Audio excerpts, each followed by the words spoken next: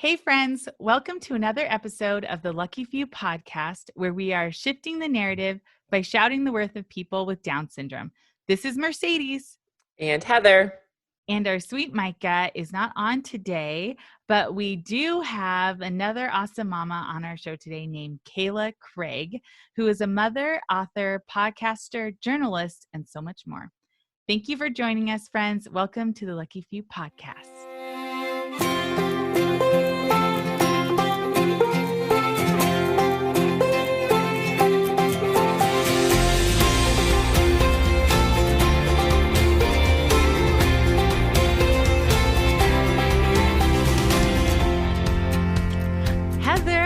Hey, girl. Hi. Hi, friend. Hi. I love seeing you every time. Me too. My heart so happy.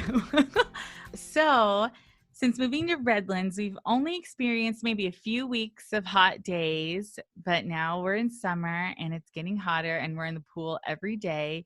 And I've learned some lessons.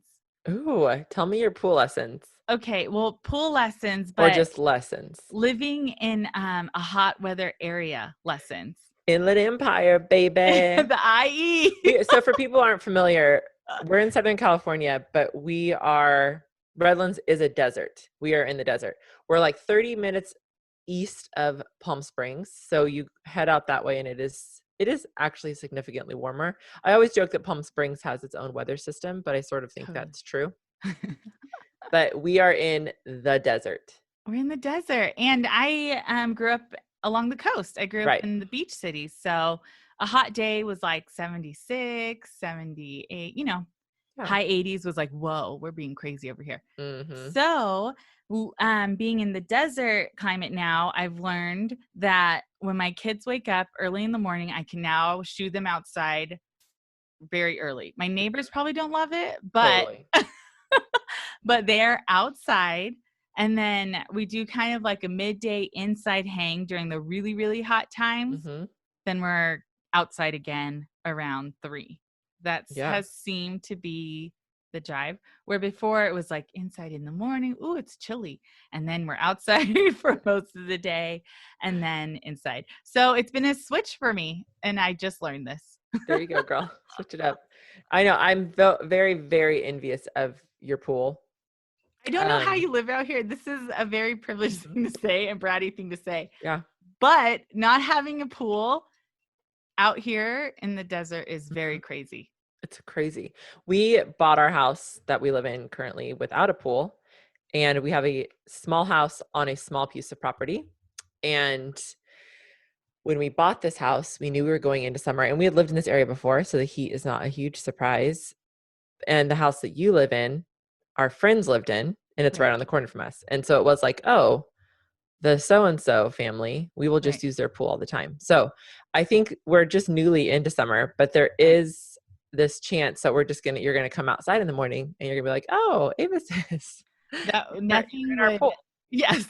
nothing would make me more happy. So have you heard people who have pools and they have a rule of like, they tell all the neighbors and friends, like if a towel is hanging over the gate or something like that, that means come use the pool anytime. You don't even have to ask. If the towel's not there, then maybe ask or don't come. I love it. This is kind of like if you own a truck and everybody asks you to move. Yes. Help them move. Help them move. You're right. I know, you're like, if the keys are in the ignition, just take it. take the truck, move your stuff. But if it's not, don't ask me to help. I can't help you. Anyways, we're getting close to coming to your house every day to swim. It's Woo! And since being in quarantine, all I want is more and more people. We can just all be together. I'm going full swing to the opposite end now. You won't be able to get rid of me. Oh gosh. Oh, I'm ready for that. I mean, I'm excited about that too. I will bring in our beautiful friend Kayla. I'm so excited to talk to her.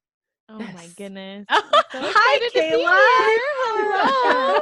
Welcome. I feel like I know you ladies. I know. Isn't that the fun part of Instagram? We all become besties. I know. At least in our heads. Yes, exactly. But these are the first words I'm actually physically speaking to you, but I've known you for so long. Yeah, exactly. Good to be here. Okay. I know. Thank you. We are so excited to have you on today. And can you introduce yourselves to our wonderful listeners? I would love to. My name is Kayla. I am a former journalist, and now I'm a writer and a podcaster. I have 4 awesome kids that keep me very caffeinated. And I'm jealous of you ladies because I live right in the middle of the Midwest in Iowa. So I don't have a lot of the fun outdoor, pools and beautiful deserts. It's just kind of like cornfields over here, which has its own beauty, but I'm a little envious. And great antique shopping. Oh my gosh, wait, Kayla. Have you gone antique shopping here? I have. My husband's parents used to live in Story City. Oh, really? Yes. Oh my goodness, small world. That's close to me. So where are you? Because I go to Iowa in my childhood multiple times a year and every other summer. My dad grew up in Iowa. Iowa is near and dear to my heart. Really? I love that.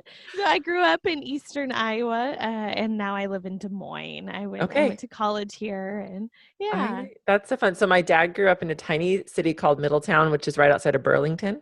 Okay. Do you know where Burlington is? Yeah. Yep. And then my aunt lives in Cedar Rapids. Oh yeah. Yep. And no, she doesn't. She lives in Manchester. We fly in and out of Cedar Rapids. I got my wedding dress in Manchester. There you go.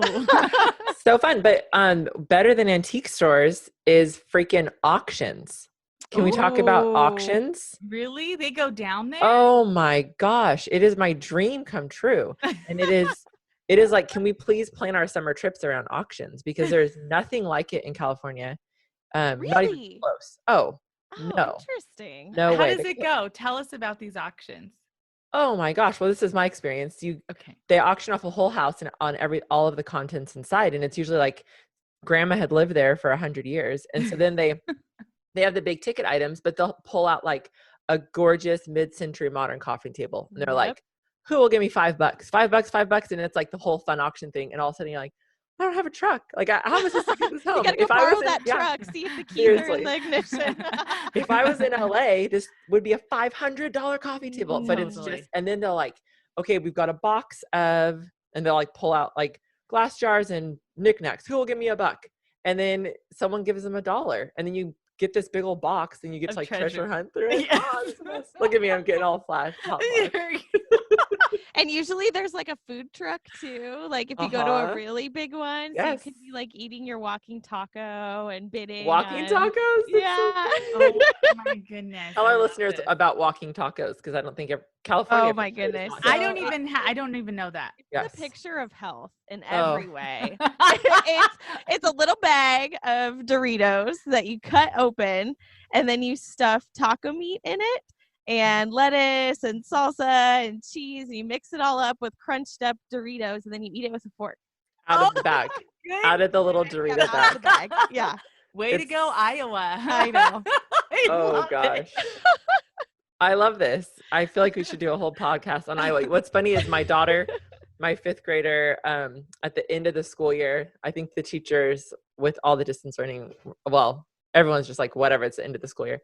But they all did a state project, and Mason did her project on Iowa, which is always the state I chose as a child because I had all of the information and all the pictures. And anyways, I freaking love Iowa. I'm hoping, I really wanted to be there this summer, but it's not happening. Maybe next year. I know. Maybe next year. We'll welcome you with open arms. Yes. And auctions. Come on, California, get hip to an auction. I know. Heather, I kind of want you to do that because you're in that scene. Oh, totally. And I mean, the closest we have is estate sales. Yes. And that's not even close to the same.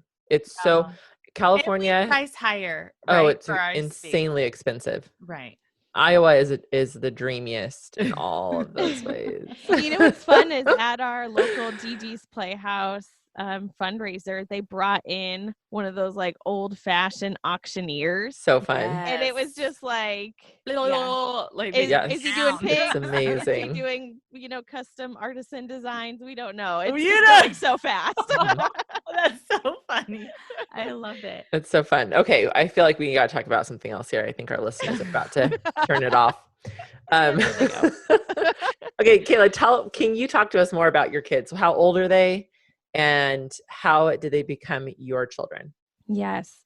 So our oldest is named Joseph, and he's 9 years old. And he joined my husband and I when he was 1. We adopted him from Nigeria. And it was just kind of this unexpected event in our lives, this knitting together. I was a journalist and I was covering an event. I was doing business on the business side of things, and I was at a networking event, and I had just been having these dreams that I could not shake, and I did not really understand about adoption. And I really didn't know where they were coming from. I was young, early 20s, newly married, and I just kept having this thought. And I had recently told my husband, and he said, that's really weird because I'm having those same thoughts. And we had not tried to conceive or build our family.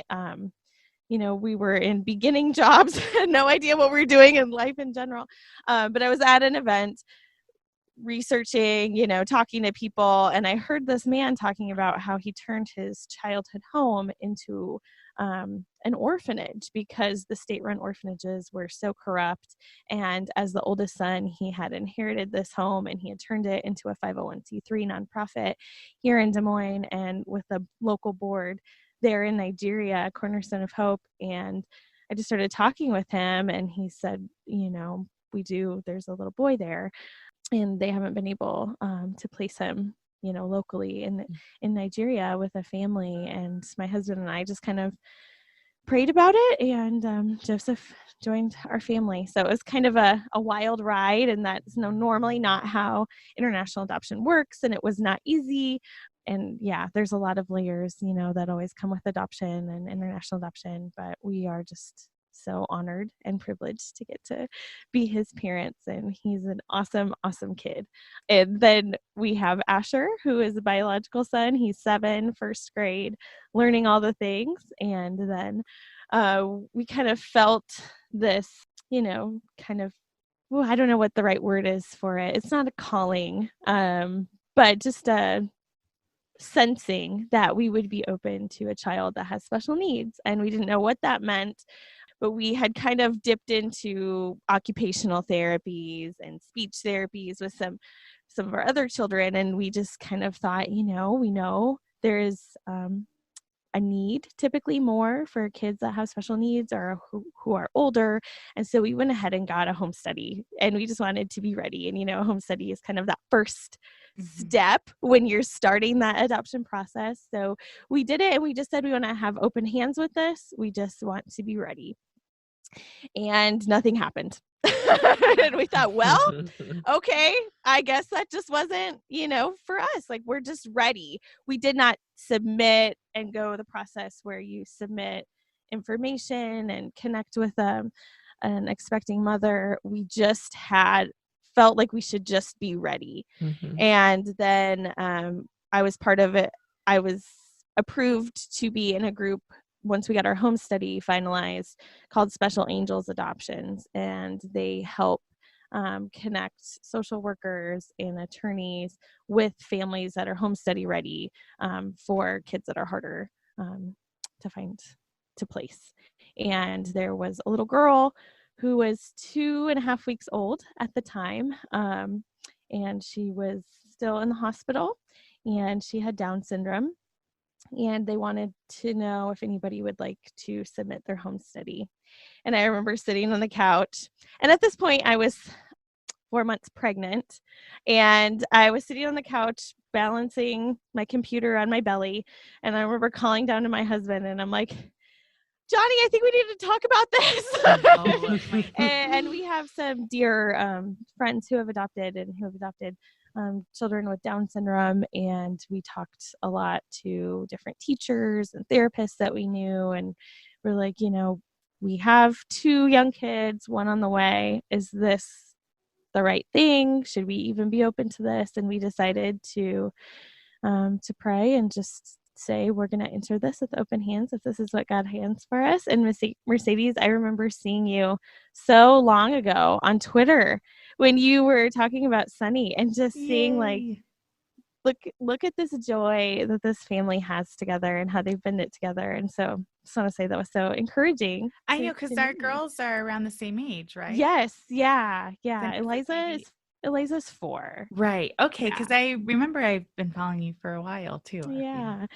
So then it was like right before Christmas, and it was snowing in Iowa, and we flew down to Florida. It was a domestic adoption, and she had kind of been in cradle care with an agency, and we held her in our arms and we started that adoption process with her. So that's kind of, and then a few months later, Abram came. Oh my goodness. And I have to say, they were just both such a gift as babies. I have had babies that cried every time that I fed them or held them.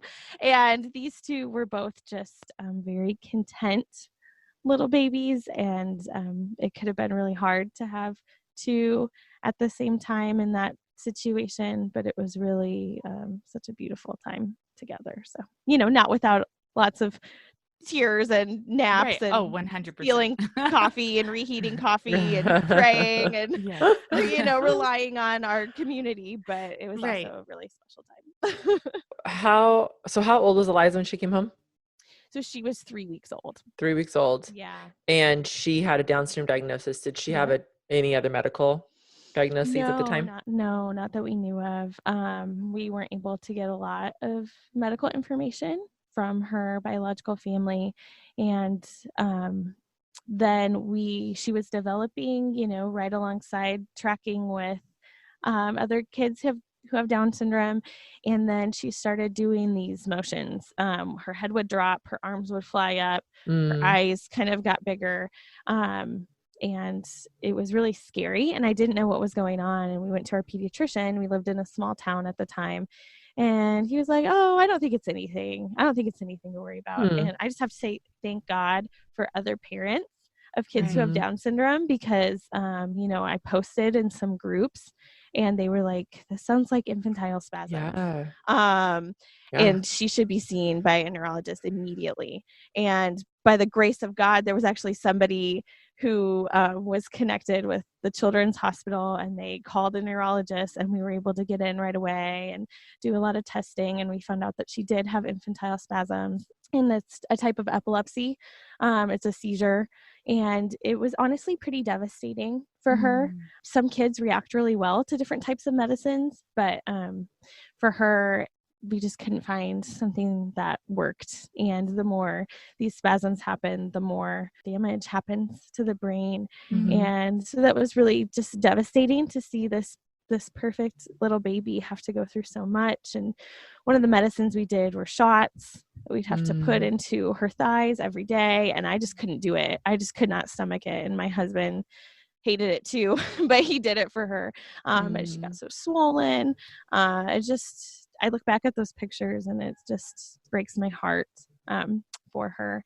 And eventually we were able to control with a couple medicines, but it took a couple years to do that.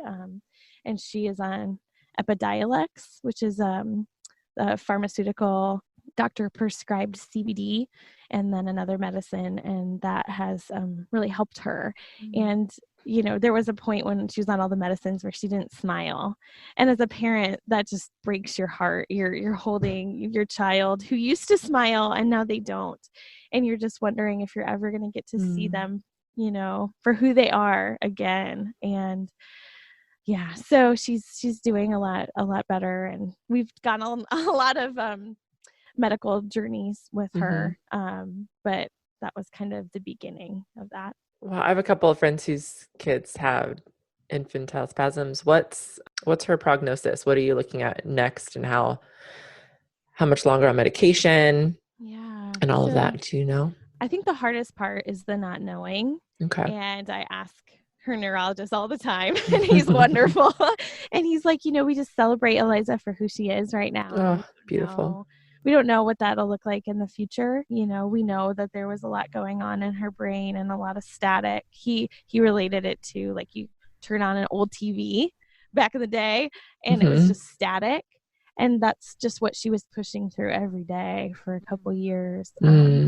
Yeah, so we don't have a clear prognosis, but we know that she's been doing really well and not having seizures on how we've been treating her. And, she's smiling and laughing and verbalizing and very much communicating with us and letting us know what she's thinking now. So that is a joy. But, she doesn't walk. She doesn't really use her hands. She doesn't speak verbally. So we really celebrate the ways that she does communicate with us and show us how special she is in our lives. That's so sweet. Sweet Eliza. I was going to ask you about Just Really Joseph. If you could tell our listeners about that sweet, sweet children's book that you wrote. Well, I was just talking to a friend about this. This is I wrote this 5 years ago, and it's wild how much life changes in 5 years, especially when you're in the throes of parenting young kids and, life. I think we're always on this trajectory of growing and of learning. But 5 years ago, I was trying to come up with a way to explain to my young kids what adoption was, specifically about Joseph and how he joined our family. He did not grow in my tummy. He grew in another mommy's tummy, and just kind of verbalizing. We were starting to get some comments from kids at the library. How can you two be brothers? You couldn't possibly be brothers. You don't look alike, because kids are curious and they don't know, and they're trying to piece together the world. And so I just sat in a coffee shop one day and kind of hammered out what I saw as a way to help my kids understand and maybe help other kids understand. And then I had met an amazing illustrator and artist, Gina Holiday, at a conference I had been to. And I was like, hey, do you think you would want to work on this with me? And by the grace of God, she said yes. And then there was a local nonprofit where we lived. This was in Northwest Iowa, in a small town, that helped give adoption grants and help other kids in Haiti stay with their first families. And if they couldn't, then helping them along the way. And I talked with the head of that at the time, and I was like, does this sound like something we could maybe work together on? And they were like, yes, I think this would be great for our families.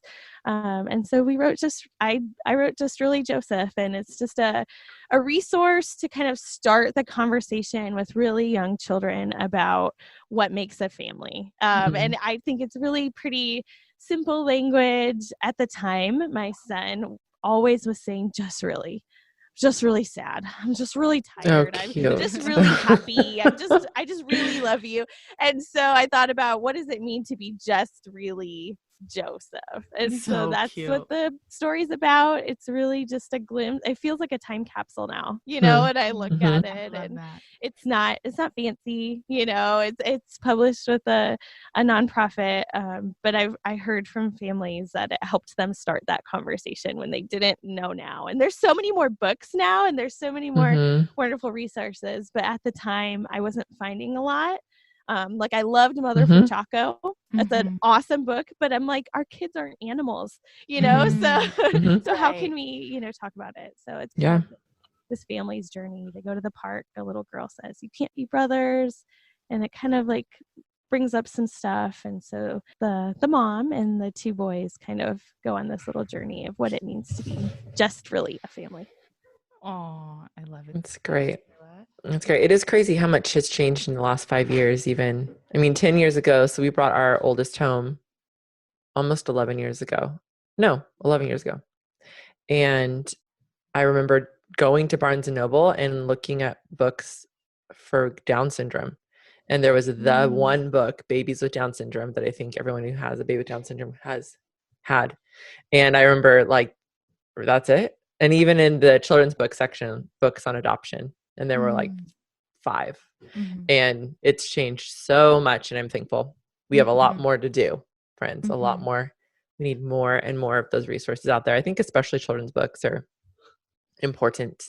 Yes. To have those conversations, lots of opportunities for them, not like the one adoption book, Right. There should be 100 beautifully illustrated adoption books or whatever it is. I love that you did that. It's great. So good. Can you talk So our listeners are asking about adoption. We get that question a lot. And Mercedes and I are both adoptive parents, and had adopted kids with Down syndrome, but neither of us have adopted internationally. Mm-hmm. And you've been through both of those experiences. What is your experience with the biggest differences for those? And I would even say, if you want to answer this, what do you recommend to parents who approach you and want to adopt? Yeah, that's a really good question. Well, I think when we adopted our son, like I said, it was a very kind of out of the norm situation for an international adoption. Mm-hmm. And, now we know in 2020 how much corruption and how important it is to be like so on top of things with having an ethical adoption. And so many countries have shut down with international adoption. And, there's just so many layers, and it doesn't mean there are certain situations where kids cannot be connected with a first family and can't be connected with a local family. Like that does happen and there is need.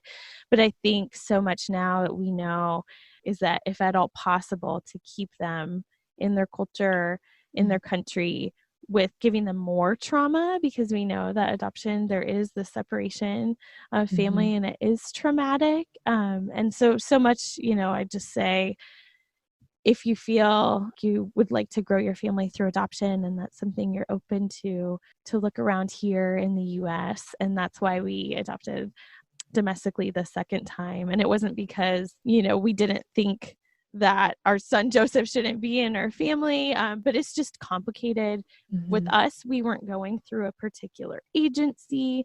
We were really hesitant on money changing hands and where money would go, and just really want to be on top of that. And so we were working directly with a Nigerian lawyer and Nigerian authorities, and that got hairy and messy because, the US government said, well, we have these laws and you have these laws, and are you following these laws? And it just got really, it kind of became this diplomatic mess where unfortunately the United States was not fully respecting the authority that the Nigerians had. And so it was a big eye opener. And so I just say to be really, and there are certain countries where specifically they can't find parents to parent special needs kids. Not everyone kind of has maybe the same perspective on kids with special needs and kind of the worthiness of life. And so there's definitely needs out there. But I think I normally try to tend to point people domestically through foster care. And yeah, that's kind of a spiel that hopefully maybe answers a little bit of that question. Yeah. It's complicated. It's complicated. I think that's a great way to look at it. And it is interesting with international adoption. And I don't know if it's just with me and my growth as an adoptive parent in the adoption world, but there was a time years ago when I thought about an international adoption as like, oh, a cute, fun thing. Like, oh, that whole idea of like, I'm going to go rescue this poor child. And it's just so small-minded. And I think there was a time when there were like organizations, larger groups of people pushing that even, Yeah, absolutely. And I think a lot has been revealed and people are learning.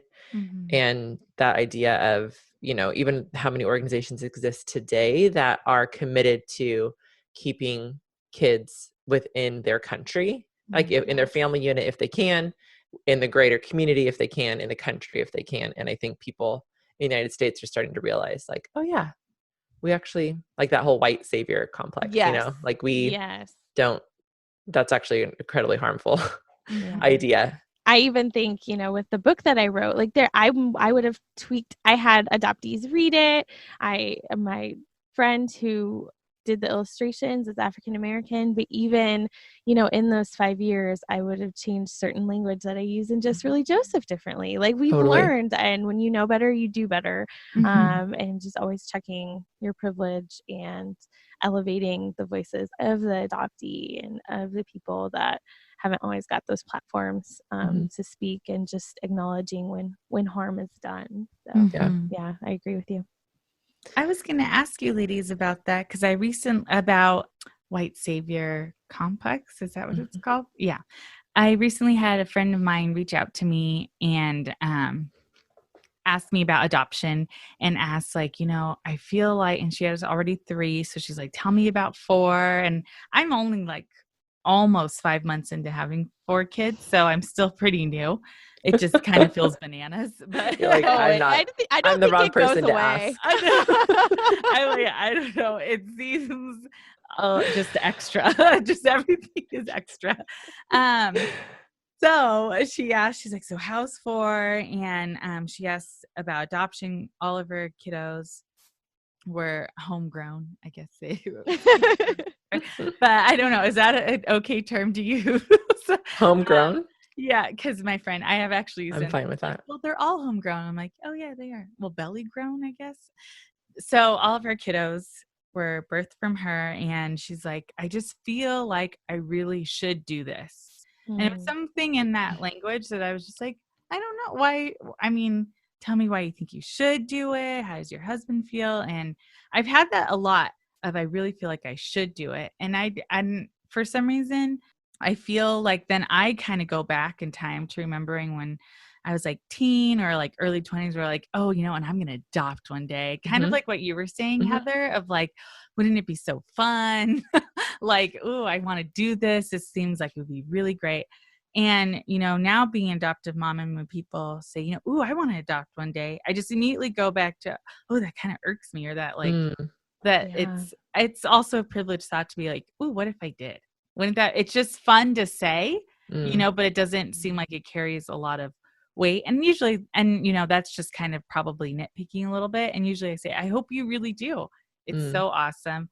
But the friends who have come to me and was like, I feel like I should, being a Christian, I kind of have felt like this call to adopt and feel like I should do that too. And I wonder how much of that is put on me or really from my heart. And obviously with Sunflower, I came to that and it was really in my heart. But I wonder if a lot of people of faith go through that of thinking they should, but not knowing if, I don't know if I'm making sense, if it really is right for them or if they just should pursue it.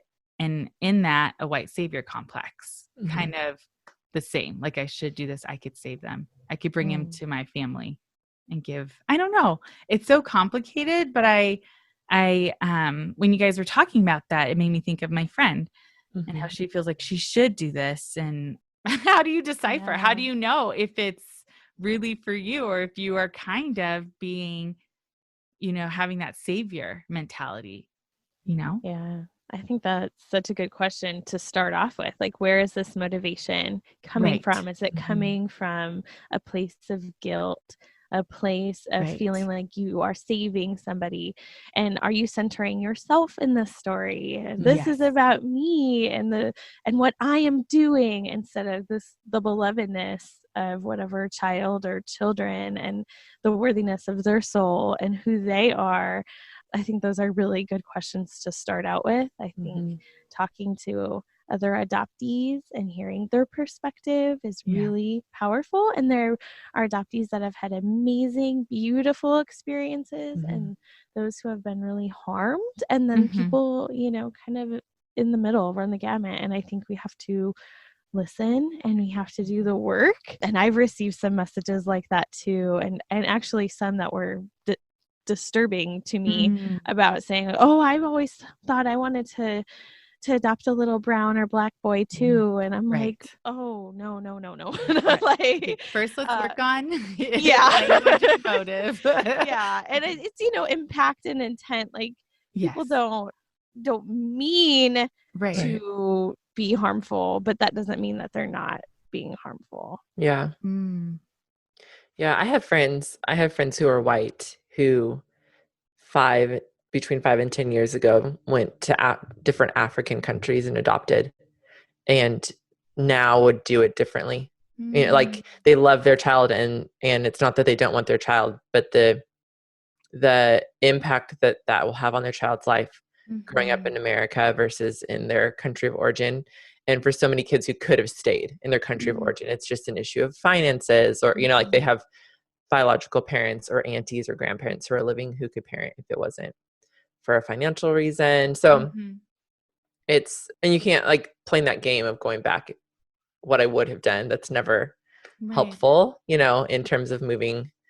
You can't change that past, but I think in moving forward, you can learn from it. And I have a lot of opinions on all of it. I Imagine that. know. I want to hear just one. Hear Ooh, one. I love it. Yeah, I agree with everything Kayla just said. And I think that if you're going into the adoption process and you've romanticized the idea at all, then there's a lot of unlearning and relearning that needs to take place. But I would say, yes, adopt. Just make sure you're going into it with the mindset of knowing what it is for you and for this child. Mm-hmm. And it's not a fun, cute, romantic thing. It's tragic that it has to happen. Mm-hmm. And so Yes. there's so much brokenness, and there's no way around that. There is not one adoption story in which it's like, this only is beautiful and good. Like it all starts in brokenness. And so you have to recognize that and give it the honor that it deserves, that starting point, and then move from there, because there is growth and beauty from it, but you just can't ignore like all of the birth family that's been broken, and the siblings that have brokenness, and the cousins. I mean, my kids' birth families are these massive groups of people who like talk about my kids like their cousins, and they're, because it is, but it's my kid, but it's their kid. So it's, you got to be okay with that. And I think that takes time to get to, and to be gracious with yourself. And then I think if you're really like 100% gung-ho international adoption, I would highly recommend finding the organizations who are doing the work in country to keep families intact. And then if most likely the best decision, in my opinion, and Kayla, I'd love your opinion, is a special needs adoption internationally.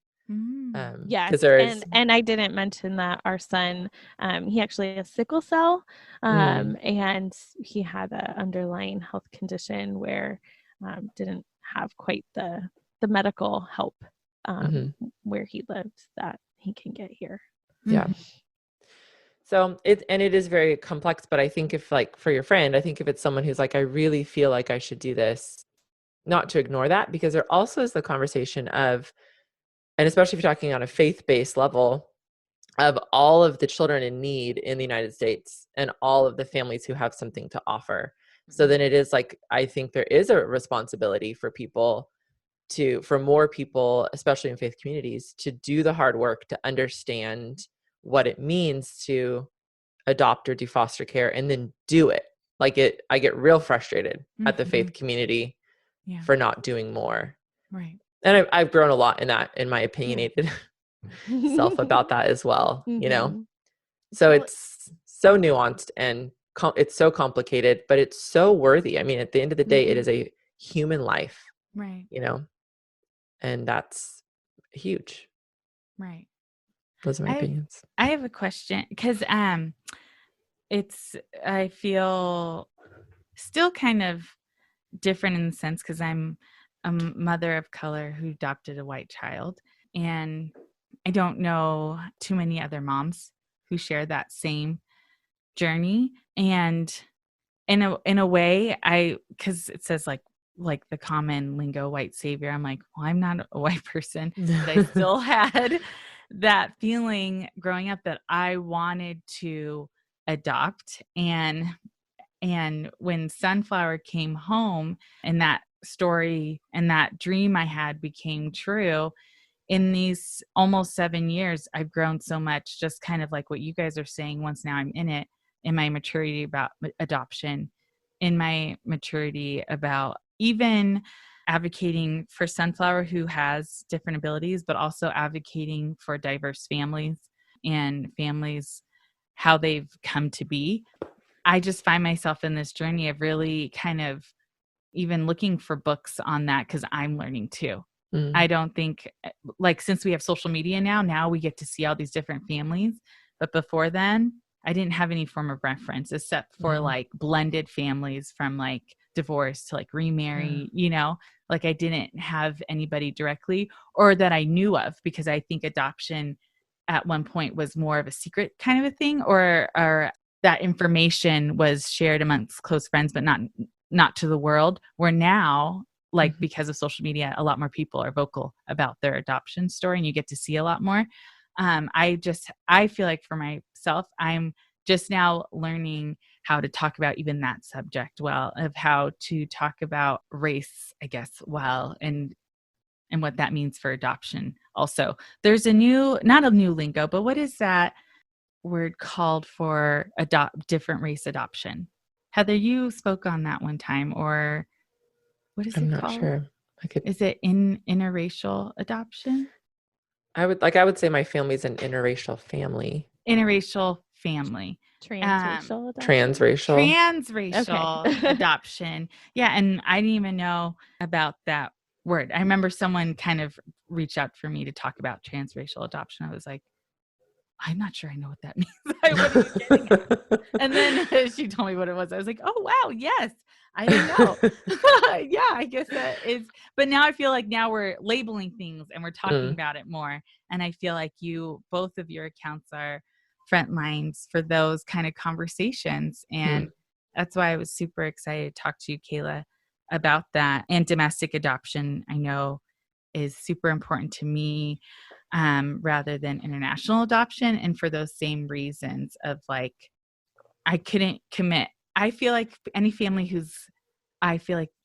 respectfully, any family who's going to be adopting from a different country should also commit to having a serious relationship with that country for their child. 100. And 100%.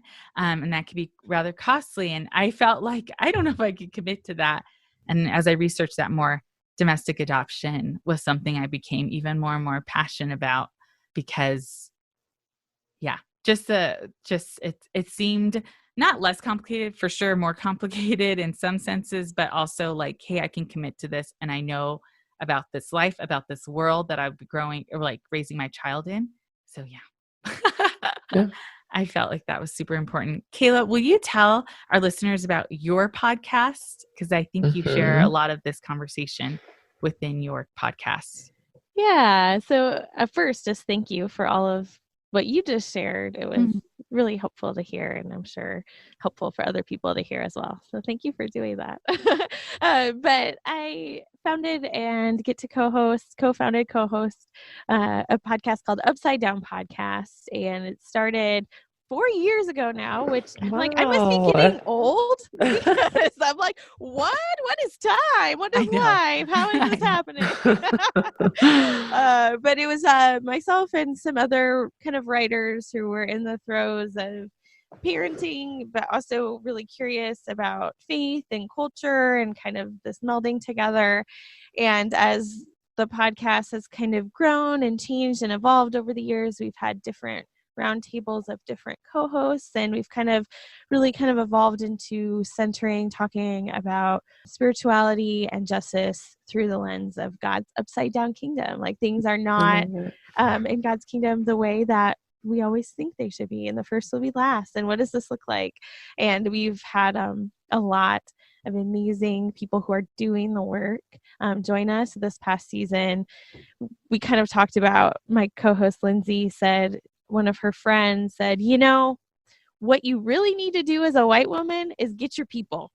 Like, you don't need to be talking to me. Like, go talk to your uncle who's racist. Like, to have those hard conversations. Like, get your people. People will listen to you in a way that they're not going to listen to me. And Lindsay really took that to heart.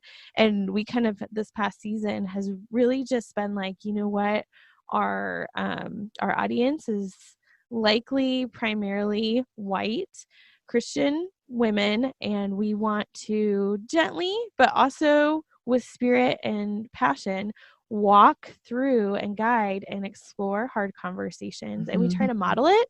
And it's not that we're getting it right, but we're willing to have a conversation about what how our theologies and how our faith has really been impacted by white supremacy. Mercedes, when you were talking about how you grew up and you're a woman of color, but it's like you still kind of bore those expectations of like white Christian culture, like, oh, I shouldn't, and those are things that we're all affected by. And how do we have these hard conversations and have them with love, but also not be willing to just post on social media and feel like we pat ourselves on the back and go about our day, but really do the work because we love, like, ultimately we love God and we love others. And so that's what Upside Down Podcast is. We've had a lot of really amazing people who have been generous with their time and energy to walk us through that. So thank you for asking. That's great. We're going to link that. I highly recommend listening to it. I know anytime I post anything on my Instagram account that has to do with race, there's just a lot of people who have a lot of confusion and questions, and that idea of like, you have to do the work. And so many of my friends who are people of color or people who I follow on social media, or authors who I learn from, it is that you've got to do the work. Like, as a white person, you go back to your white friends and you got to do the work. You got to do the work, And so people don't want to hear that ever in anything, Right. No one wants, even like, think about like working out. It's like, how do I get those abs? You got to do the work, you guys. So you want to get to a place where we have, we're building bridges, between races, white people, we got to do the work. So I think I'm excited about your podcast. I'm glad you guys do it. I should say I'm grateful for it. Thank you. I hope our listeners will listen and tune in.